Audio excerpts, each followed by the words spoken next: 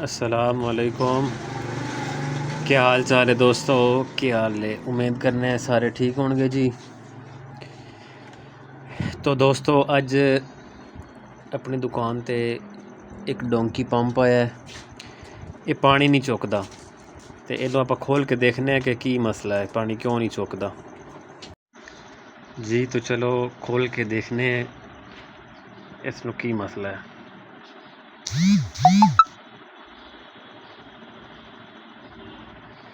सब तो पहले आप इहदा बोकियां वाली साइड खोल लेनी है जी।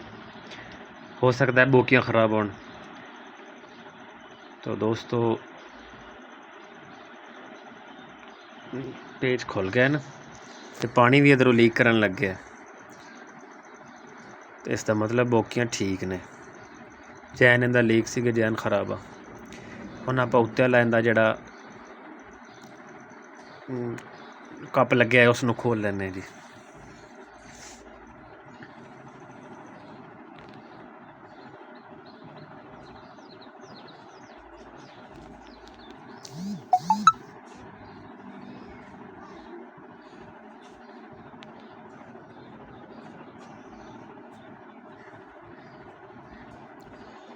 खुल नहीं रहा सी, इस वास्ते थोड़ी थोड़ी सट ला के इसनूं ओपन किया जी। इत्थे वाल भी ठीक खड़े न ते जैन तकरीबन खराब होया गया सी जी। वाल चारे बेहतरीन खड़े न, जैन खराब सीगा। हुण आपां जैन नूं खुरच लैने।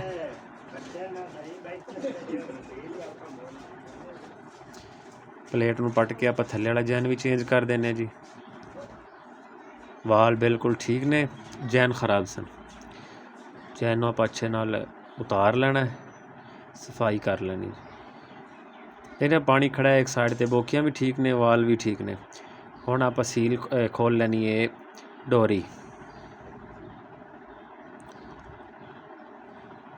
डोरी वाला नट खोल रहे हैं जी।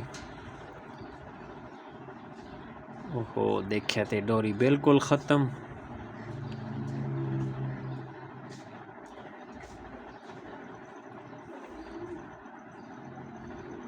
हाँ डोरी भी बिल्कुल ख़त्म हुई पई सी। हुण आपां नवीं डोरी पा देने जी।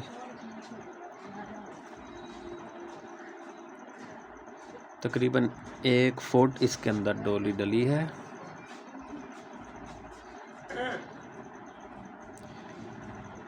डोरी नूं ग्रीस ला के आपां फिट करांगे ताकि लीक ना होवे ते पानी दा प्रैशर भी अच्छा बने।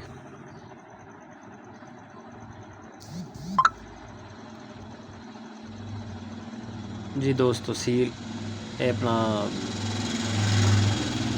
डोरी ला दी है। हुण डोरी वाला नट आप टाइट करते पे हैं जी।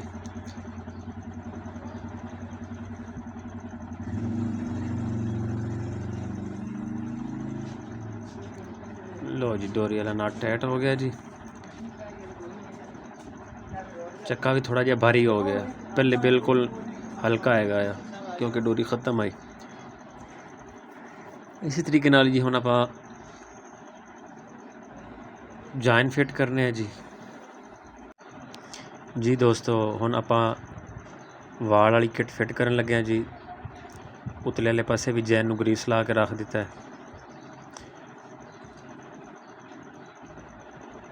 हुण उपर वाला जिहड़ा कवर हैगा वह भी ला दे पे जी।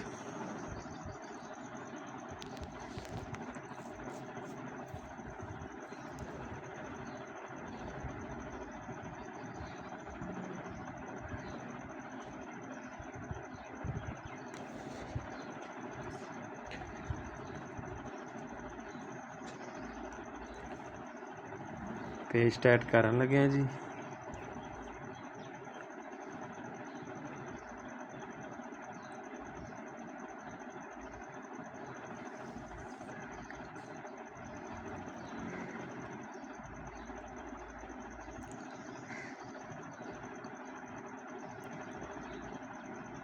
हुण जी आपां अगला बोकियां वाली साइड का जिहड़ा कप ला दिता है।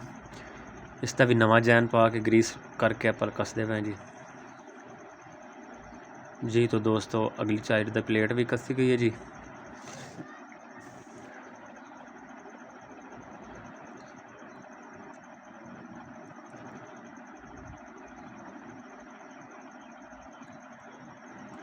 ਜੀ तो दोस्तों अपनी डोंकी पंप बिल्कुल तैयार है। बाकी इंशाल्लाह अगली वीडियो दे विच। अल्लाह हाफिज़।